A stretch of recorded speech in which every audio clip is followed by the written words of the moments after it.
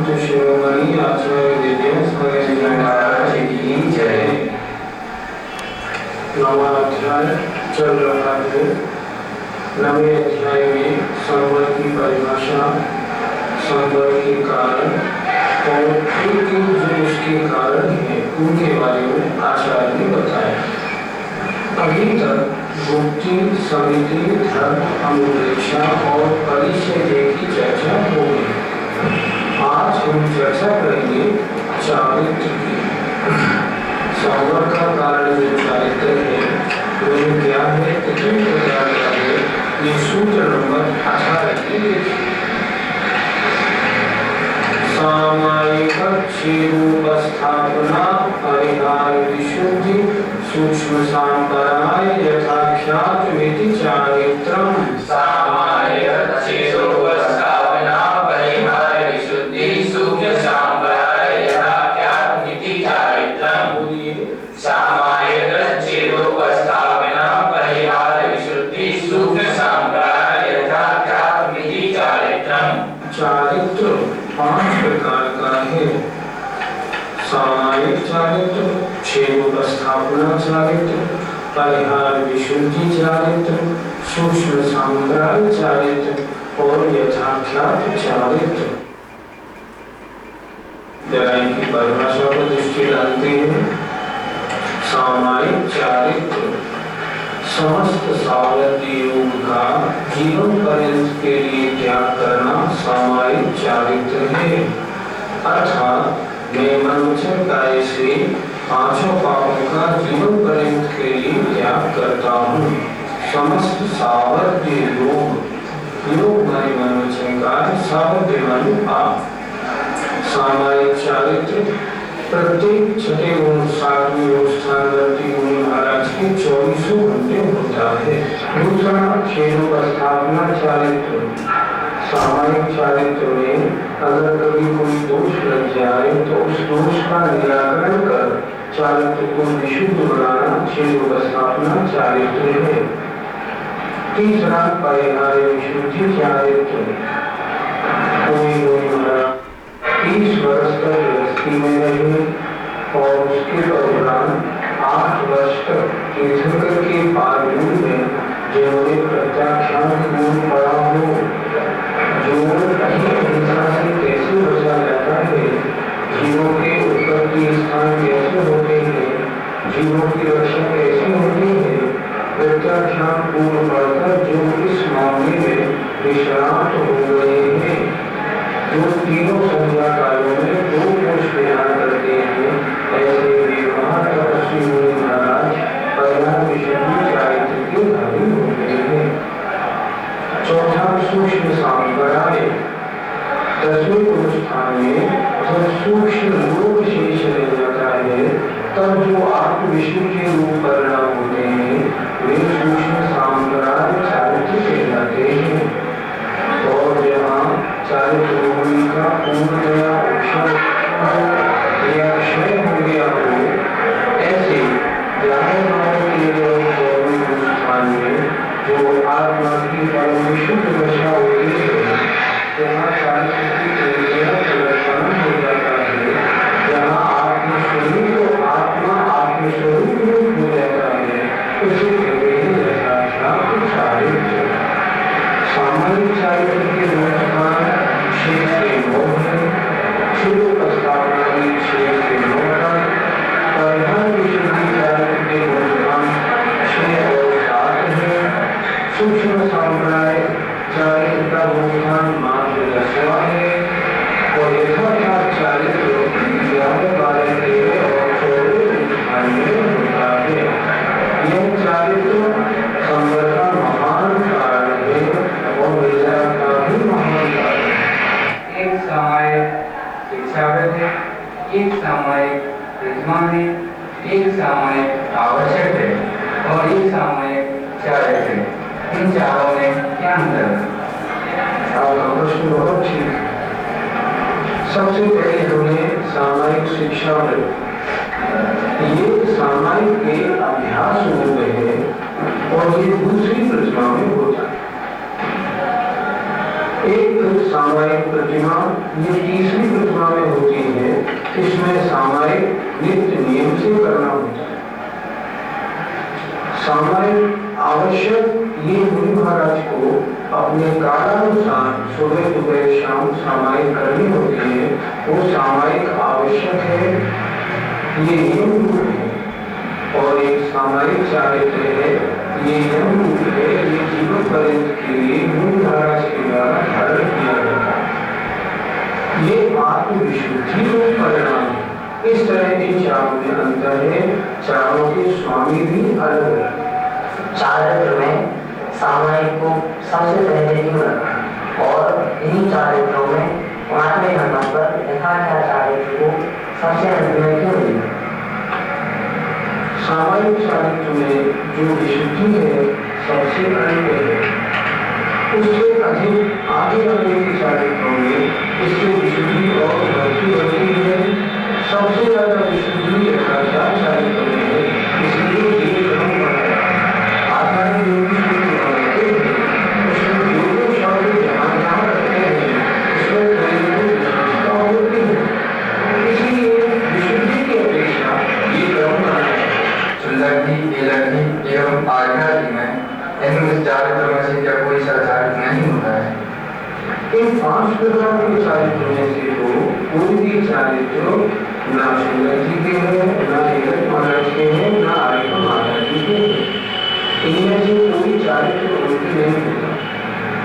ये तीनों जिनका नाम आपने लिया, इन तीनों के तो संयम है। कुछ संयम और कुछ असंयम दोनों के मिले जुले परिणाम होने से इनका गुणस्थान 5वां है। देखो और एक तरह से समझिए। चारित्र के 3 भेद। एक औक्षणिक चारित्र, उसके गुणस्थान 8 से 11।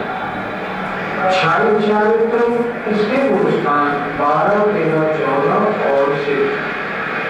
तीसरा आया क्षारोक्षणिक चारित्र, उसके गुणस्थान 6 और 7। तीनों प्रकार के चारित्र में से कोई भी चारित्र क्षुल्लक महाराज, जगत महाराज और आर्यों के नहीं होता। तत्वार्थ सूत्रकार ने क्षारोक्षणिक भाव में स्पष्ट लिखा है इनके संयम भाव होता है। सिद्धों का कौन सा चारित्र है? सिद्धों में क्षारिक भाव है। क्षारिक चारित्र जिसे आचार्य कहते हैं अव्यपदेश चारित्र। उसका कोई नाम आचार्य ने नहीं रखा, उसके लिए अव्यपदेश चारित्र शब्द दिया है वो एक्चुअली क्षारिक चारित्र। पहले एक सूत्र आया था तपसा निर्जना संभव और निर्जना का विशेष कारण है। तब कितने प्रकार का होता है? तब 2 प्रकार का, एक बाह्य तप और एक आभ्यंतर तप। सबसे पहले बाह्य तप जो है तप 6 प्रकार का, उसके लिए आचार्य सूत्र नंबर 19 लिख रहे हैं। वृत्ति परिसंख्यान, रस परित्याग, विविक्त संयासन, काय क्लेशा, बाह्यम तपः। वृत्ति परिसंख्यान, रस परित्याग, विविक्त संयासन, काय क्लेशा, बाह्यम तपः।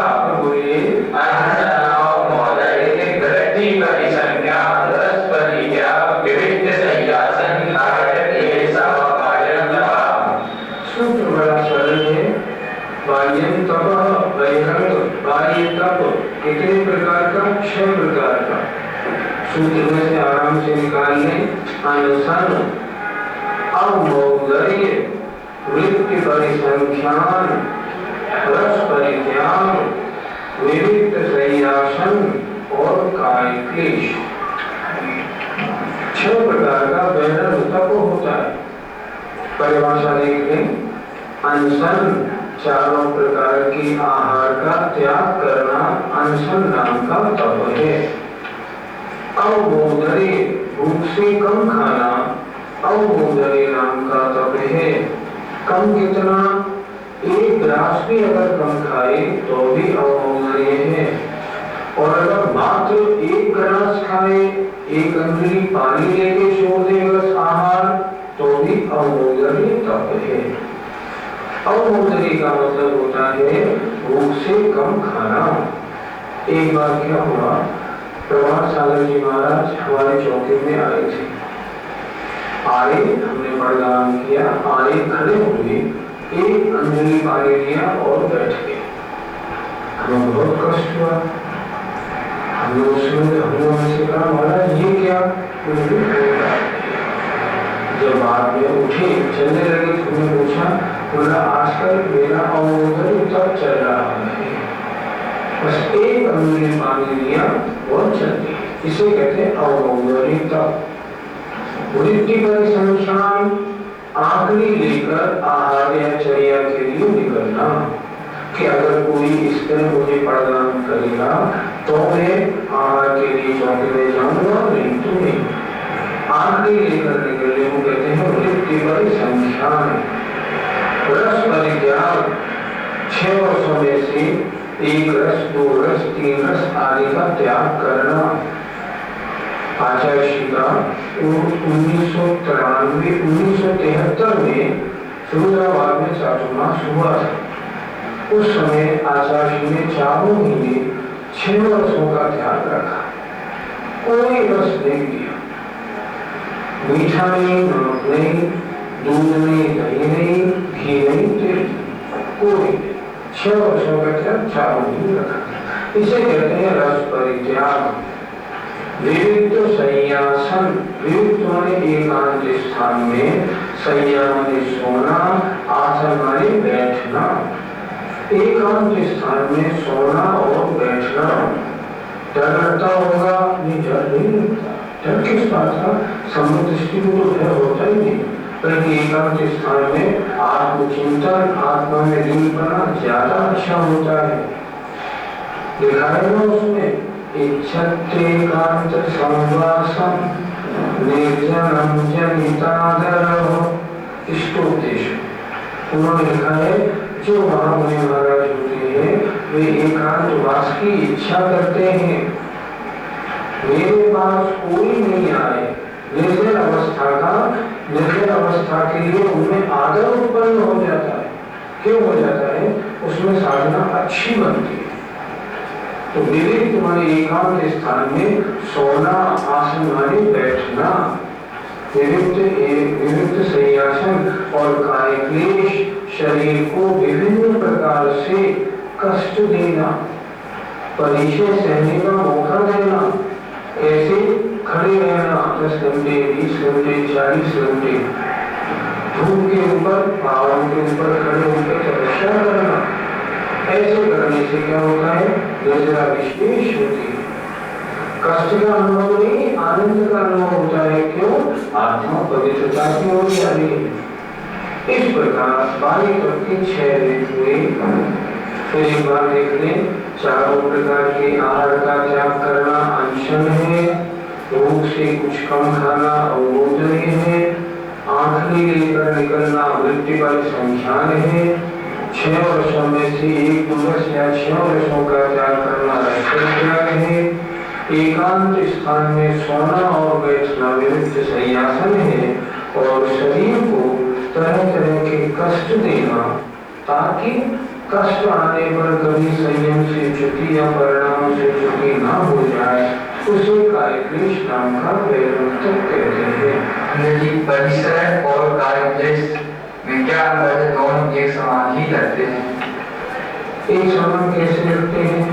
काय क्लेश अपनी इच्छा से किया जाता है कि मैं सामने वाले पहाड़ पर जाऊं और 24 घंटे खड़ा रहूंगा।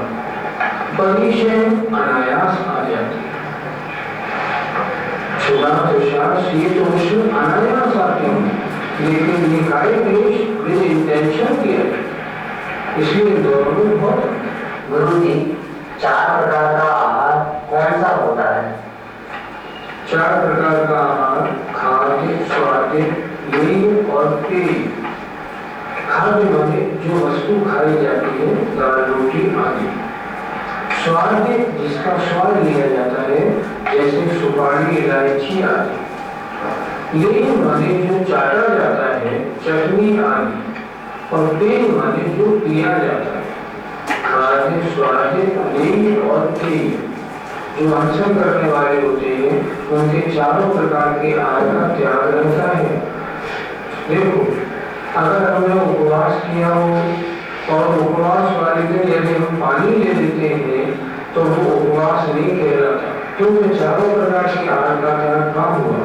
आचार्य ने कहा है आहार वाले दिन, उपवास वाले दिन यदि पानी ले लिया तो वह उपवास नहीं, उसे अनुपवास कहते हैं।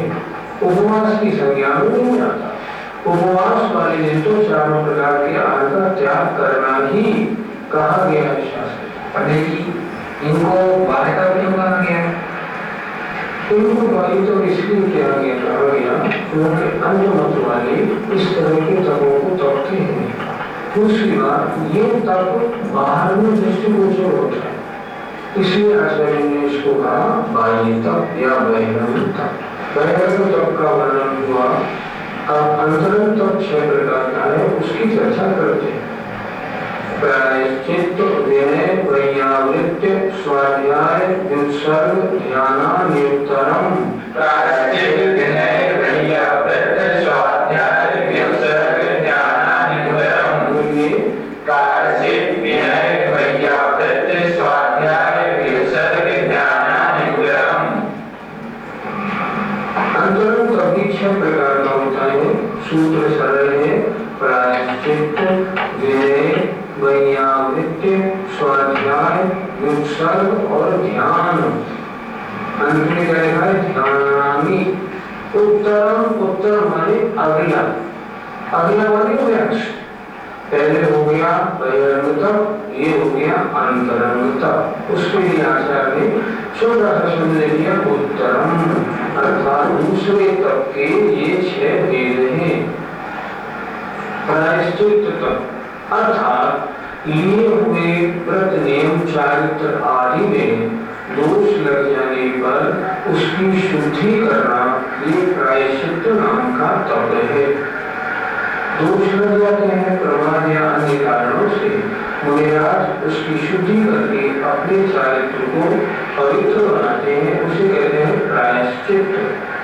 हम लोग भी तो कहते हैं महाराज जी गलती हो गई, कोई प्रायश्चित्त दे दीजिए। प्रायश्चित्त का मतलब लगे हुए दोषों का परिहार करना, प्रायश्चित्त। विनय, रत्नत्रय और उनके आराधकों की विनय करना। सम्यक दर्शन, सम्यक ज्ञान, सम्यक चारित्र और सम्यक तप, इनकी, इन चारों के धारकों की और इन चारों के कारणों की विनय करना, ये है विनय नाम का तप। वैयावृत्य, मुनि महाराज आदि यदि थके हों, किसी बीमारी आदि से पीड़ित हों, उनके पैरों को दबाना, उनके पैरों को गर्म पानी से धोना, शुद्ध द्रव्य से उनकी बीमारी आदि का इलाज करना, उनके आहार आदि की व्यवस्था, ठहरने आदि की व्यवस्था करना, ये वैयावृत्य नाम का तप है। चौथा स्वाध्याय अर्थात आलस्य छोड़कर ज्ञान की आराधना करना स्वाध्याय है। स्वाध्याय स्व और अध्याय, जो अपनी आत्मा के लिए पढ़ा जाए, आत्म कल्याण के लिए पढ़ा जाए, उसका नाम स्वाध्याय है। शास्त्रों का आलस्य छोड़कर अध्ययन करना स्वाध्याय है। पांचवा है विसर्ग। विसर्ग में क्या होता है? अपने पीछे कमंडल शरीर से भी निर्ममत्व होकर तपस्यान करना, देना कुछ भी नहीं है। अहंकार और ममकार दोनों का त्याग कर और तपस्या करना, इसका नाम विसर्ग तप है। और छठा अंतरंग तप है ध्यान। ध्यान का मतलब सर्वों से अपने चित्त को हटाकर किसी एक वस्तु या एक शब्द आदि पर उसको एकाग्र करना, इसका नाम ध्यान है। तो देखिए जरा, प्रमाद के कारण चारित्र आदि में लगे हुए दोषों का परिहार करना प्रायश्चित्त है। विनय, सम्यक दर्शन, ज्ञान, चारित्र और तप की, इनके धारकों की इनके कारणों की विनय करना विनय नाम का तप है। वैयावृत्य मुनि आदिकों की सेवा करना, उनका शुद्ध तेल दवा आदि से उनकी परिचर्या करना वैयावृत्य नाम का तप है। स्वाध्याय आलस्य छोड़कर अध्ययन करना, इसका नाम स्वाध्याय है। व्युत्सर्ग अहंकार ममकार का त्याग करना, पीछे कमंडल शरीर से भी निर्मुक्त होकर तपस्या करना व्युत्सर्ग नाम का तप है। और मन की एकाग्रता रखना, किसी भी शब्द आदि के ऊपर एकाग्र बनाना, इसका नाम ध्यान है। ये अंतरंग तप के भेद हैं। अंतरंग तप के आचार्य ने 6 भेद बताए। एक अंतरंग तप के और विशेष भेद कौन कौन से हैं, अब इनकी चर्चा आगे करते हैं। नव चतुर्दश पंच द्विभेदा यथाक्रमं प्राध्याना। नव चतुर्दश पंच द्विभेदा यथाक्रमं प्राध्याना। बोलिए, नव चतुर्दश पंच द्विभेदा यथाक्रमं प्राध्याना। सूत्र बड़ा सरल है। तत्वार्थ सूत्र पढ़ना कठिन नहीं है। अगर आप सूत्र के माध्यम से चले तो आपको सब तत्वार्थ पुनः समझ में आ जाएगा। ऊपर बताए गए 6 अंतरंग तप, अब उनके यथाक्रम क्रम से भेद बताए जाए। देखिए, पहले आया था प्रायश्चित, उसके भेद 9, फिर आया विनय, उसके 4 चतुर, फिर आया वैयावृत्ति, उसके 10, स्वाध्याय 5, व्युत्सर्ग 2। सूत्र का अर्थ क्या होता है? वे अंतरंग तप 9, 4, 10, 5 2 भेद वाले हैं यथाक्रम क्रम से, लेकिन प्राध्यान ध्यान से पहले वाले, अर्थात 6 अंतरंग तप में पहले जो 5 अंतरंग तप हैं उनके 9, 4, 10, 5 और 2 भेद क्रम से होते हैं। इस सूत्र के उच्चारण में चतुर्दश नहीं बोलना, ये तो 14 हो जाएगा। नव चतुर 10 ऐसे बोलना पड़ेगा, ताकि 4 अलग निकले और 10 अलग निकले। क्या सूत्र का अर्थ हुआ? 9, 4, 10, 5 और 2 भेद होते हैं ध्यान से पहले वाली 5 अंतरंग तपों की क्रम से ऊपर से जोड़। अब सबसे पहले प्रायश्चित तप के जो 9 भेद हैं उनकी चर्चा आचार्य स्वयं कर रहे हैं। आलोचना, प्रतिक्रमण, तदभय विवेक, व्युत्सर्ग, तपश्चेद, परिहारोपस्थापना। आलोचना, प्रतिक्रमण, तदभय विवेक, व्युत्सर्ग, तपश्चेद, परिहारोपस्थापना। बोलिए, आलोचना, प्रतिक्रमण, तदभय विवेक, व्युत्सर्ग, तपश्चेद, परिहारोपस्थापना। प्रायश्चित तप के 9 भेद हैं, मतलब किए हुए दोषों का प्रायश्चित 9 प्रकार से होता है।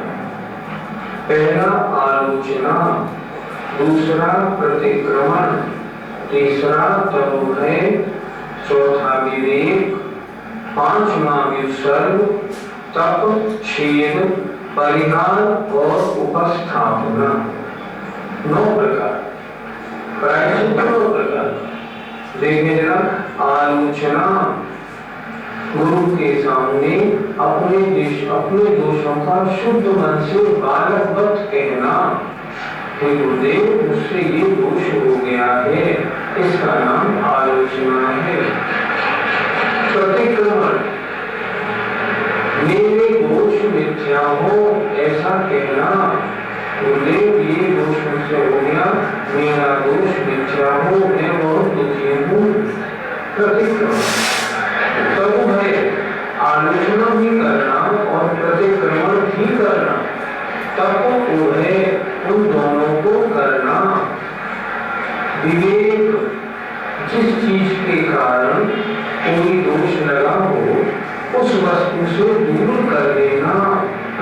मान लो किसी एक शास्त्र के ऊपर दो प्रतियों में, दो मुनि महाराजों में मान लो कुछ जरा सा विवाद बन गया, तो विवेक प्रायश्चित्त कैसे मिलेगा?